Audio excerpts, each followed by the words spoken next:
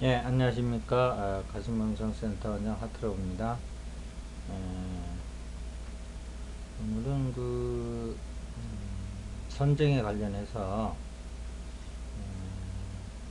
선정을 진행하는 데 있어서 이제 여러 가지 장애 요인들이 있죠. 그래서 이것을 뭐 수행의 5가지 장애라고 이제 일반적으로 나오잖아요. 그래서 그 내용을 보면 뭐 이제 감각적 욕망, 그다음에 악의, 그다음에 해태와 혼침, 들뜸과 후회, 그다음에 의심, 이렇게 이제 부처님은 정의를 해주셨단 말이에요.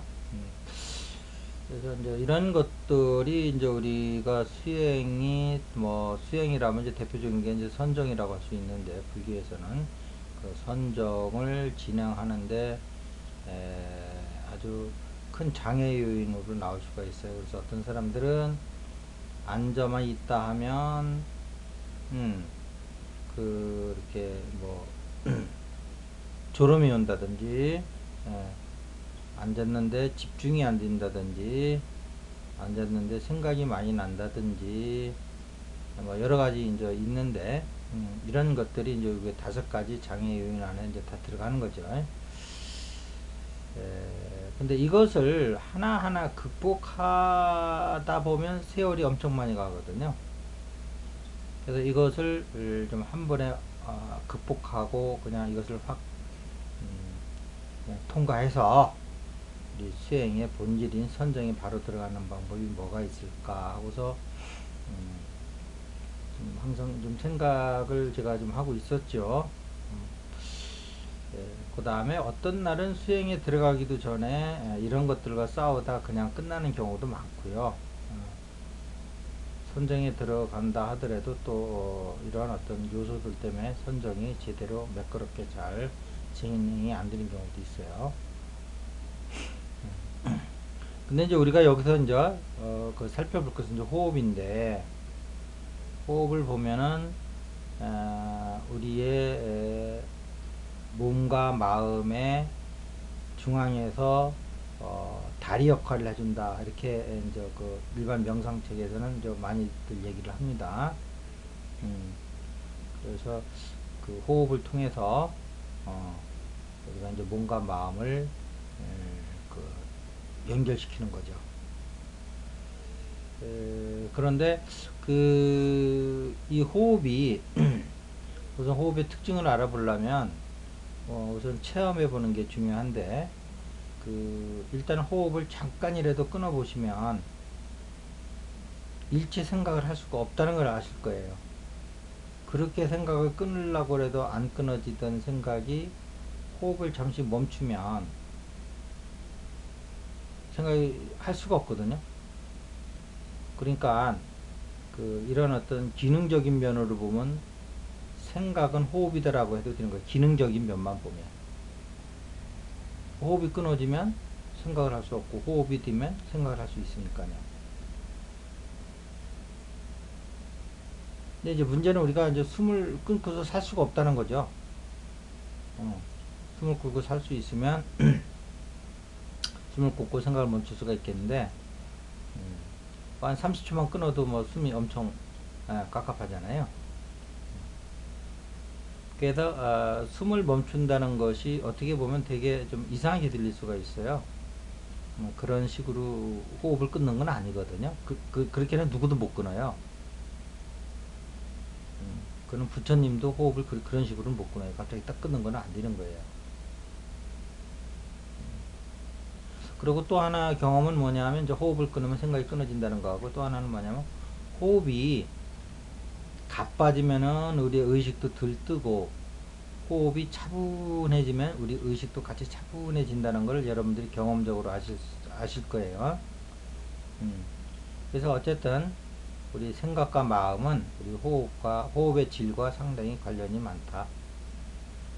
그래서 호흡이 고요해질수록 마음도 고요해지고 생각도 점점 적어진다. 그러니까 결국 호흡을 만약에 끊을 수가 없지만 끊는다고 가정을 하면, 마음의 고요함과 생각이 끊어지면 이건 자동적으로 오는 거가 되겠죠. 음.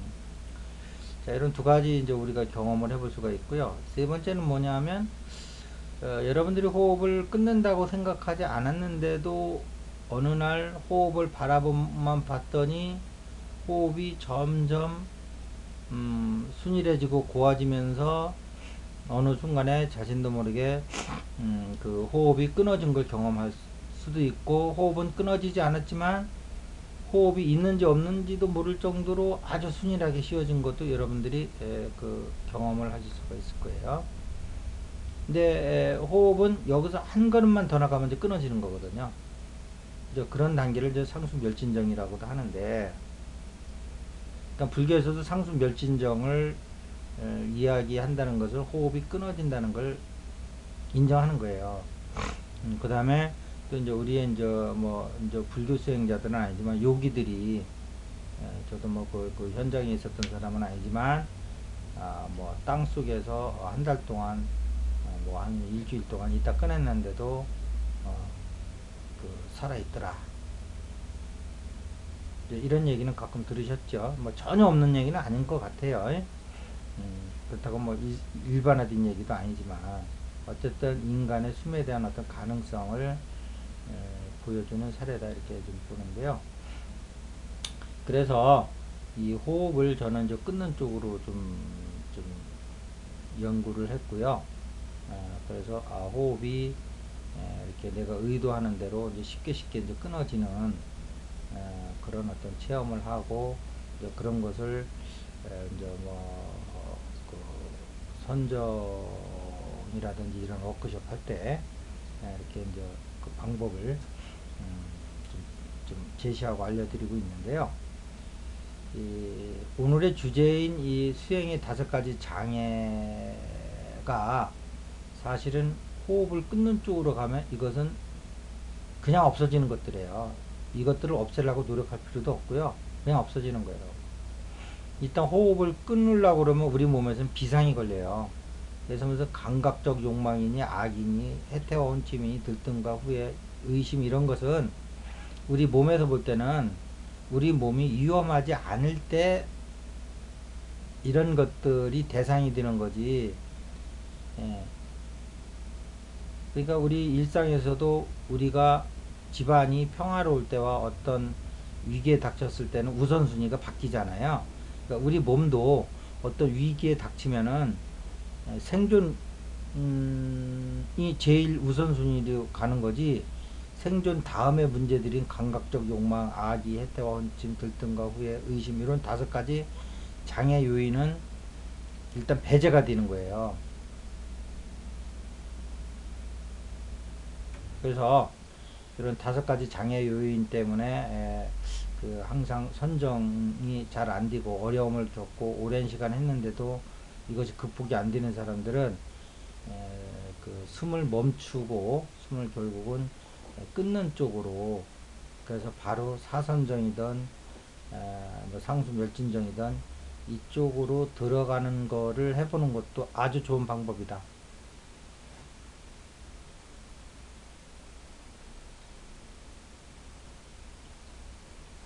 그런데 이 이제 호흡을 멈춘다는 것은, 우리가 호흡을 멈추면 우리 몸에서 이제 그 자기도 이제 어떤 비상 수단들이 있거든요. 위기 상황에 어떤 매뉴얼이 있는 거죠, 우리 몸도. 그래서 비상시에 그 사용하는 그런 어떤 그 숨의 대체 어떤 그 에너지와 연결되는 문을 열기 시작해요. 이제 그런 것들이 뭐 예를 들면 자동으로 숨이 쉬어지는 제트 기류 호흡이라든지, 뭐 제가 명명한 겁니다만은, 어떻게 보면 그거는 제트 기류 호흡이라고 그러는데, 저 제트 기류를 타고 이제 비행기가 이제 이륙할 때까지는 힘들지만 어느 이제 일정 높이로 올라가면 제트 기류를 만나면 그냥 이제 가는 거잖아요. 제트 기류라고 그랬는데, 그게 어떻게 보면 이제 윤려 호흡이라고 하셔도 돼요. 그냥 내 의지와 상관없이 아주 편안하게 저절로 숨이 들락날락해요. 이렇게도 이런 문도 열어주고요. 또 하나는 피부를 열어서 피부 호흡으로 전환도 되고요. 또 하나는 우리가 이제 그 윤려 호흡이라든지 피부 호흡은 아니지만 고차 에너지와 연결을 해서, 사실 우리가 숨을 쉬는 건 저차 에너지와 좀 연결이 되는 거거든요. 저는 저차 에너지와 연결되는 우리 일상적인 호흡이 바로 그 우리의 번뇌망상의 주파수와 연결이 돼 있다고 생각하는 사람이에요. 그래서 우리 의식이 순일해지고, 그 다음에 우리 그 몸이 갖고 있는 비상시에 대처하는 여러 가지 문들이 열리기 시작하면 이 호흡에 대처할 수 있는 그런 어떤 그 고차 에너지가 들어와서 이 저차 에너지 코로 숨쉬는 완전히 원시적인 호흡은 우리가 느낄 수 없지만, 우리 몸이라는 게 계속 생명 활동을 해야 되는데 숨이 멈춘 상태에서 몸이 어떻게 살겠어요? 뭔가 대체 에너지가 있으니까 그게 되는 거죠. 과학적으로 합리적으로 추론해 보면 그런 거 아니겠어요? 그래서 호흡이 멈춘 상태에서 몇 시간씩 있는데, 그것이 우리가 생각하는 것처럼 어떤 다른 고차 에너지와 연결이 안 되면 그 있을 수가 없는 얘기죠. 그리고 어떤 사람들은 호흡이 끊어지는 게 아니고 미세한 호흡을 쉬기 때문에 그런 거라 그러는데, 제가 경험하기에는 그 정도의 우리가 인식 못할 정도의 미세한 호흡 가지고는 우리 몸이 60조에 해당하는 세포에서 그, 그 요구하는 그 산소를 공급해 줄 수가 없어요. 그 정도로 인식도 안 되는 그런 어떤 미세한 호흡을 가지고. 그래서 우리가 숨이 고와지면 우리가 고차 의식하고 계속 연결이 돼서 우리 마음도 순일해지는데, 결국은 저는 우리 마음도 사실은 호흡의 하나라고 보는 거예요. 그래서 우리의 마음이 들어오는 거죠. 호흡으로. 이 말을 잘 이해하실 수 있을지 모르겠네요. 그러니까 우리 호흡은 거칠은 마음이다, 이렇게 보시면 돼요. 그리고 우리가 순이란 마음으로 되면은 그 순이란 정도의 그, 그 의식의 호흡이 들어오는데, 그것은 우리가 인지 못할 정도로 부드럽게 왔다 갔다 한다는 거죠. 그러니까 호흡은 의식이고 의식은 호흡이다. 이렇게 보시면 돼요. 그래서 거칠은 호흡은 우리가 거칠은 의식이기 때문에 번뇌망상을 가져오는 거죠. 그래서 호흡이 순일해진다는 얘기는 뭐예요? 우리 의식이 순일해지고, 그때 들어오는 호흡도 거칠은 의식이 들어오는 게 아니고 순이랑 의식이 들어서 인식을 못하는 거다. 근데 우리는 거칠한 의식이 코로 들락날락거릴 때만 이걸 호흡이라고 인정을 하기 때문에 문제가 되는 거다, 이거죠. 여러분들이 우선 이렇게 이론적인 그 호흡을 멈춘다는 것이 어떤 의미가 있고, 수행에서 어떤 장점이 있고, 호흡을 멈춘다는 것이 생리적으로는 어떠한 그 원칙이 있어서 우리가 호흡을 멈춘데도 오히려 선정이 더 잘 되고 몸과 마음이 더 순일해지고 또 하고 나서 더 건강해지는지에 대한 이런 어떤 아직 과학계에서는 증명하지 못한 거지만, 이론적 배경을 여러분들이 인식할 때 이제 여기에 이제 접근할 수 있는 거란 말이에요. 사람이란 건 어떤 개념의 동물이기 때문에 여러분들이 호흡을 지금 거친 호흡만 호흡이라고 생각할 때는 접근할 수가 없는 거예요. 왜냐면 그 호흡은 좀 죽는다는 결론이 나는 앞에서는 이것이 할 수가 없는 거예요. 개념적으로 여러분들이 그런 가능성을 인식할 때 여기 도전할 수 있는 거예요. 그럴 때 여러분들은 엄청나게 빠른 수행의 길로 이제 들어가시는 겁니다.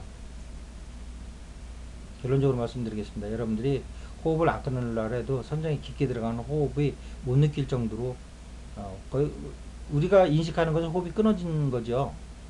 이 정도까지 가거든요. 이것을 한 2, 3분 만에 간다는 거예요. 몇 시간 동안 해서 그 가는 게 아니고.